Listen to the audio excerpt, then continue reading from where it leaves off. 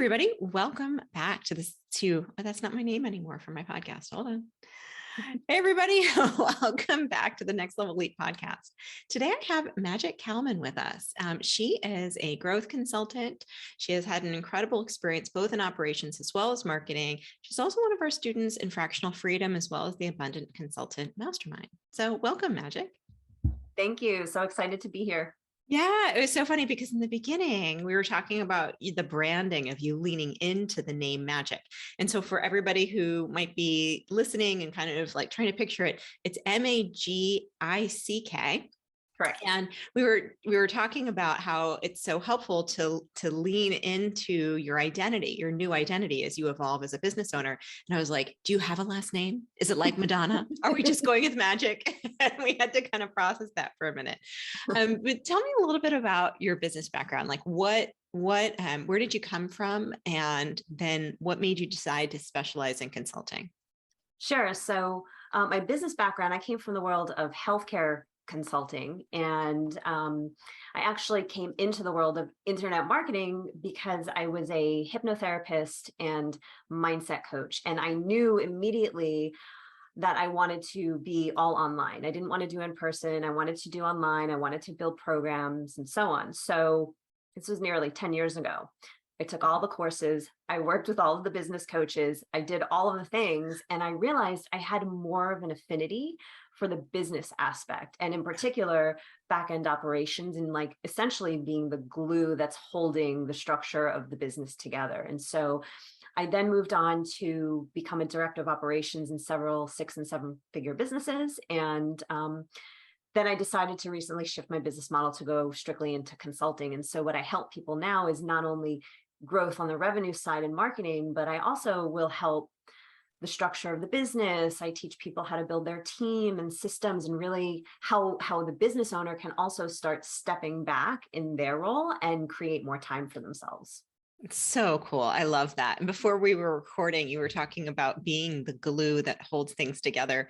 And you and your husband go to Burning Man and serve in that capacity. And I feel like as consultants, a lot of times our identity follows us everywhere we go, right? So Definitely. You probably can't help yourself by going to an amazing event like that, but being the person that holds everything together and holds all the operations together. It's very hard for me to just go and attend, for sure. So interesting. You have a fascinating background. And for those of you who have tuned in and listened to the different students that we featured, I think the big theme that you hear is just these fascinating backgrounds. And from hypnotherapy to being in the operations side of Burning Man, and your husband's in the medical side of Burning Man. And what I love about people who are attracted to consulting is they tend to have a very broad worldview and tend to have a lot of different interests. So what draws you to consulting? Like what interested you in being part of a consulting incubator and now a consulting mastermind? So there's a few pieces for me. So the first part, in being a service provider, you're working in the business, right? So it's a lot of work. It's a lot, and especially being a director of operations and project manager, having to keep a pulse on everything. And so I found for me in particular, that starts to become physically exhausting, especially in launch mode. Yes. When we're launching something, right? So I desired to just be more of a strategic thought partner, as you've coined it. Another piece is that as I've been in several businesses, and then when I would come into a new business and I see, in terms of strategy or business model and giving my perspective and recommendations, that the business owner, I would occasionally feel that they're not always taking me seriously because I'm coming in this different role as a service provider instead of that thought partner. So, already working with several consulting clients now, it's a complete shift. And I feel like more of an advisor and less of a essentially worker bee in the business. Oh my gosh, that's so interesting, right? Because being in back-end operations is still such a respectful role. It's such an important role. But yet when you come in as that thought partner, you're wearing such a different hat, right? Mm-hmm. It's so interesting. Was it the same clients that you moved from done for you or director of operations services to consulting services, or were those new clients that you onboarded as a result of being part of Fractional Freedom? They're all new clients. Wow. Yeah. Okay. That's Yeah. fascinating.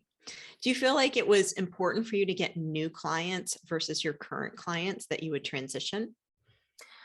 Not necessarily. I don't feel that I was ready to make the transition with the current clients that I was at the retainer capacity for. Yeah. Yeah. Yeah. And So what? also, it just happened to be that I started getting referrals for consulting. So it just happened. Like, I haven't really done much marketing, and I'm working mostly on referral basis right now. I love that. Yeah. I remember that we had just started Fractional Freedom, and I was developing the modules that get unlocked when you get your first consulting client. And you got your first consulting client in the first week. And I was like, Right. oh, wow. Okay. We need to get those up and unlocked. What do you think it was about getting those consulting clients right away? Like, is there anything that you can look back and you can attribute to your success with that? Well, that first referral did come from one of my DOO retainer clients. She does have very much respect for me and my advisory. I've been with her for almost 2 years, but she didn't really have any experience in the online space. And with her, we launched a podcast, we launched a group program, and all sorts of other things that she didn't know about. So not only was I doing the DOO work, but I was doing complete strategy for all those pieces for her. So she's an Instagram influencer. So she gets asked all the time for help. And how'd you build your business? So she just kind of then sends people my way. That's amazing. Yeah. So did you just let her know that you were getting started in consulting, or was okay? And then she just fed you people. So by the end of Fractional Freedom, you had 2 new consulting clients. Was that right? I ended up, right after it ended, I signed 2 more. So I ended up with 3. By the end of the program, you had 3 consulting clients, 2 DOO clients. That's awesome. Is there anything that you think what is the most impactful thing that you learned, or the most impactful things? Ask you to narrow it down to one in the Fractional Freedom Consulting Incubator.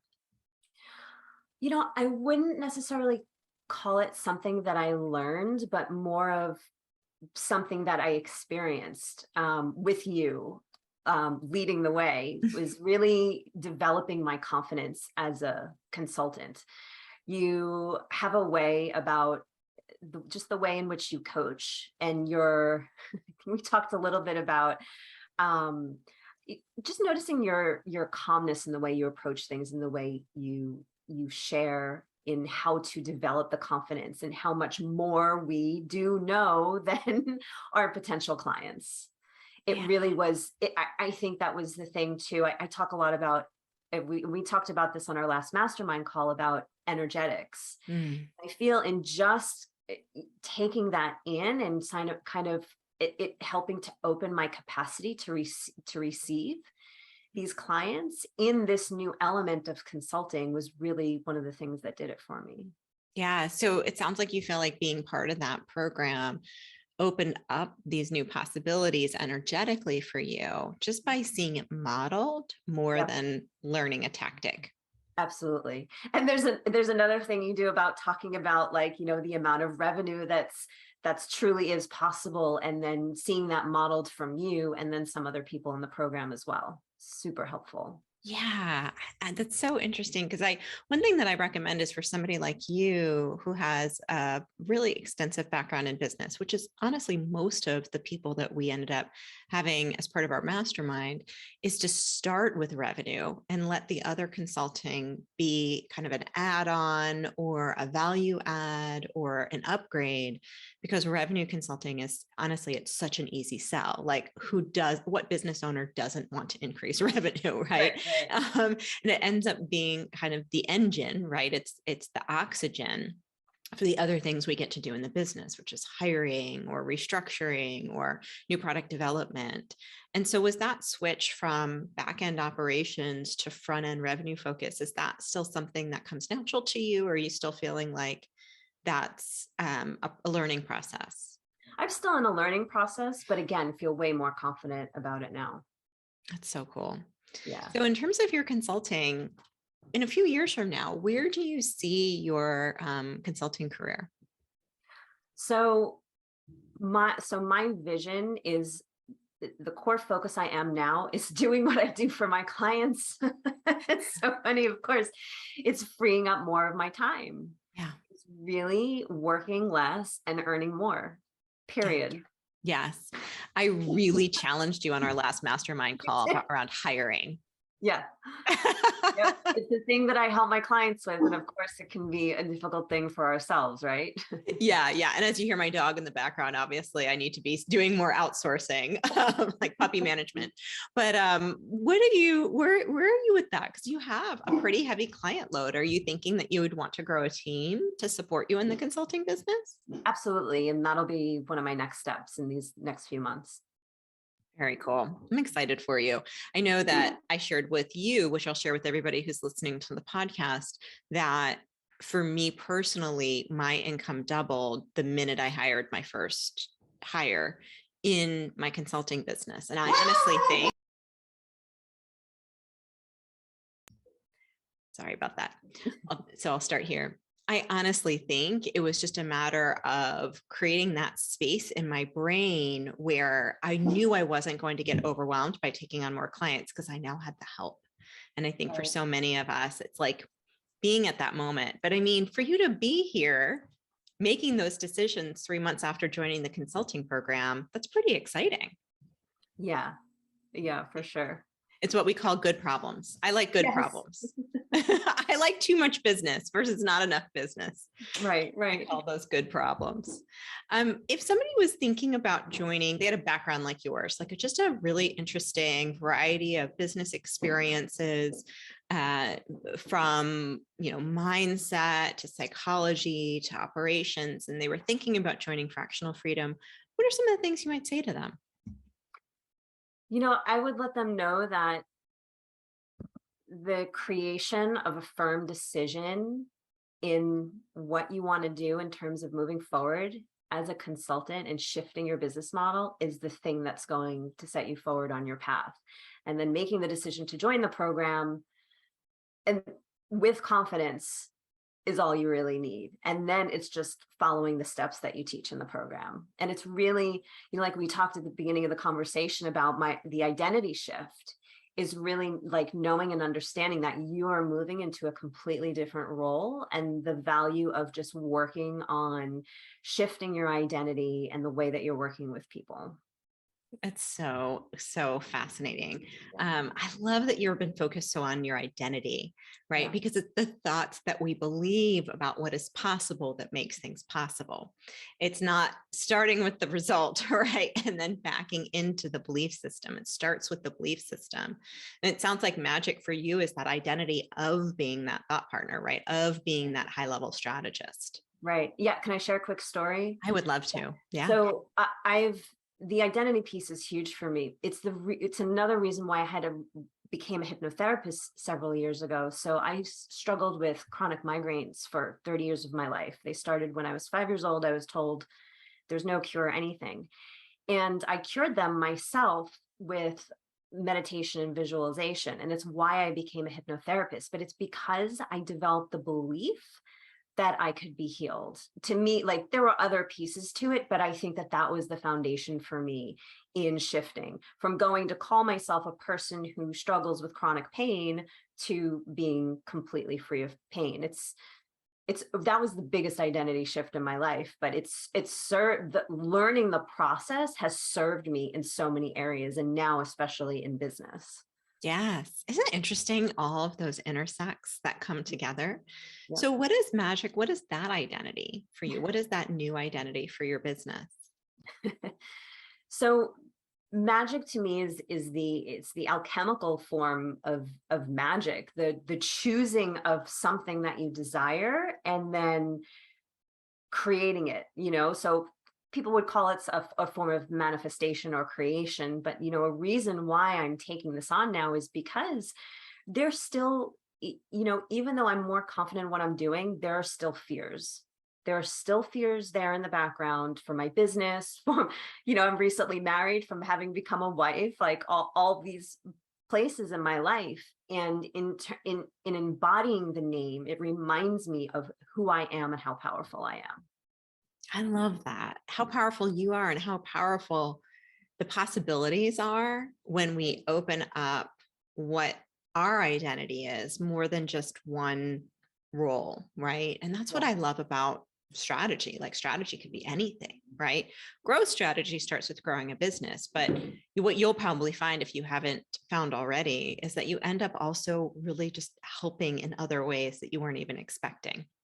Absolutely. And one of those ways is with identity shifts, because usually people come to me to hire me now because they're taking their business from brick and mortar to come online and create courses, or they've just, made another 400K in revenue, and all of a sudden they've hired a team that might not be working, or they need to hire a team. So these entrepreneurs are also needing to make a significant identity shift. So there's very much a being able to relate in that space.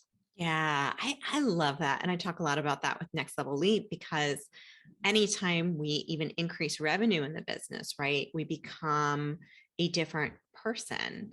And I think the degree to which we can help with all of that, like help with the revenue, but then also say like, yes, of course you're uncomfortable. Like you've never done this before. You've never hired a team before, or you've never fired somebody because the company has outgrown that person. Like these are all things that we get to do as the business grows and challenges us to new ways of thinking. So I appreciate you being here so much. If people are either going to Burning Man and want to connect with you, they're listening and they're like, oh, I really want to meet Magick. She sounds awesome. Or they just want to get to know you better. They heard what you had to say and want to connect with you. What's the best way for them to get in touch?